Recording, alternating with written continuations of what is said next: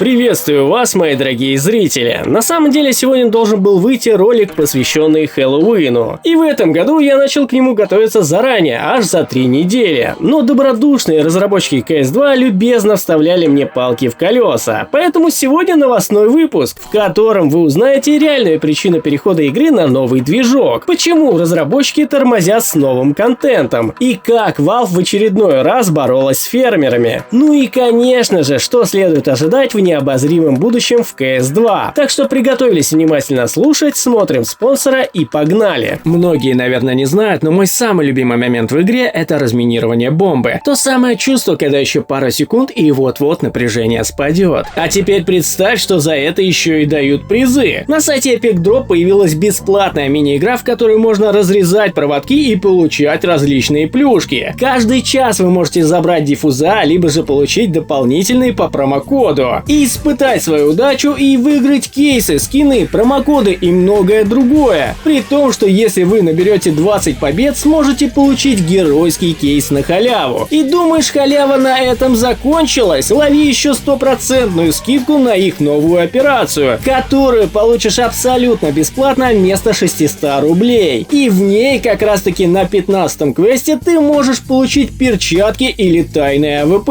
Ну а на 60-м задании заберешь кейс с ножами от 10 тысяч рублей. Всю эту чудесную халяву я оставил в описании под роликом, так же как и промокод на 15% к пополнению. Так что не теряй времени и го получать призы, разминируя бомбу на Epic Drop.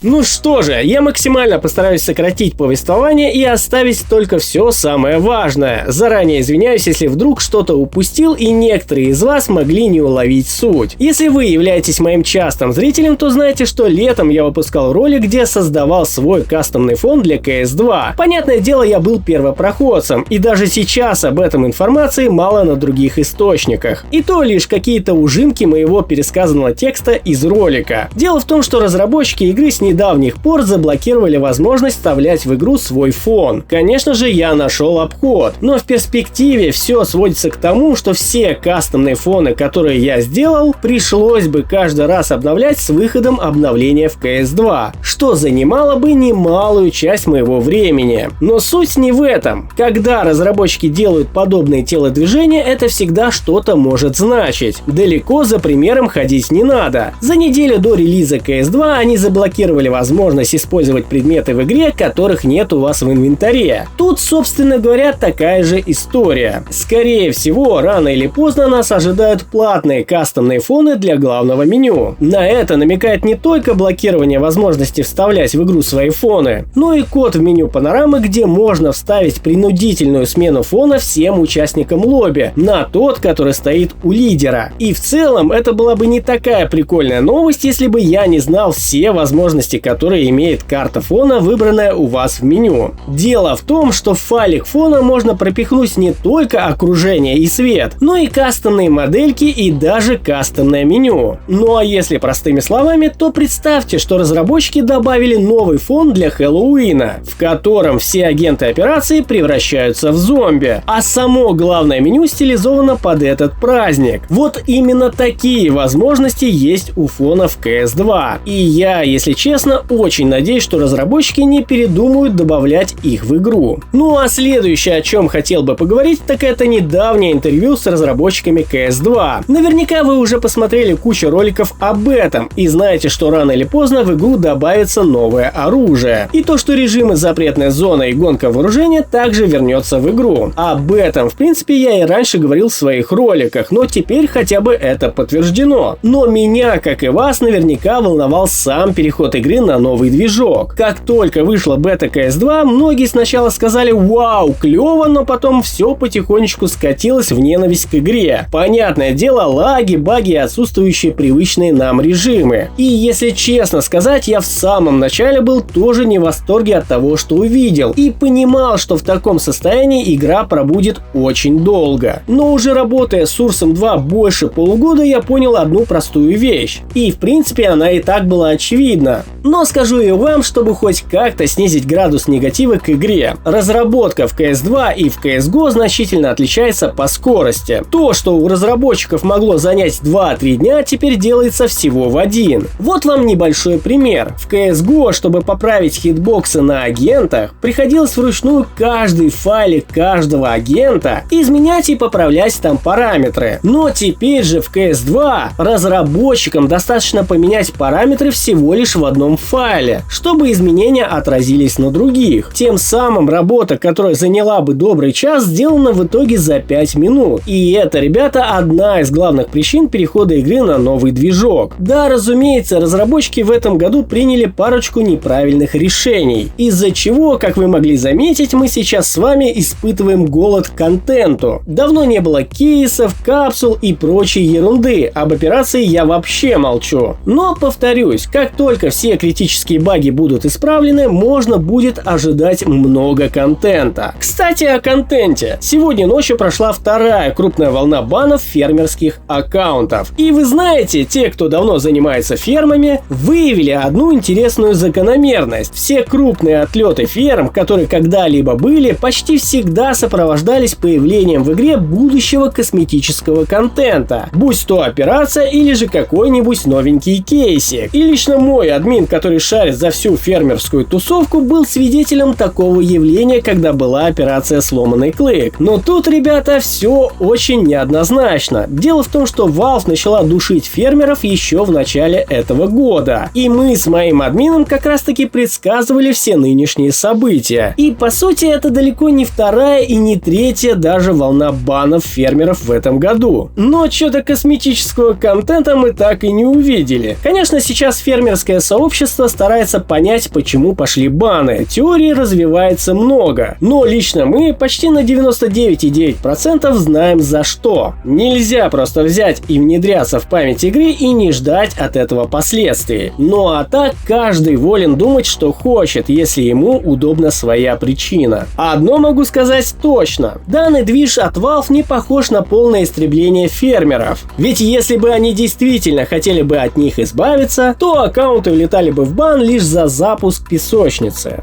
И на этом у меня все. Всем огромнейшее спасибо за просмотр. Всем пока и удачи!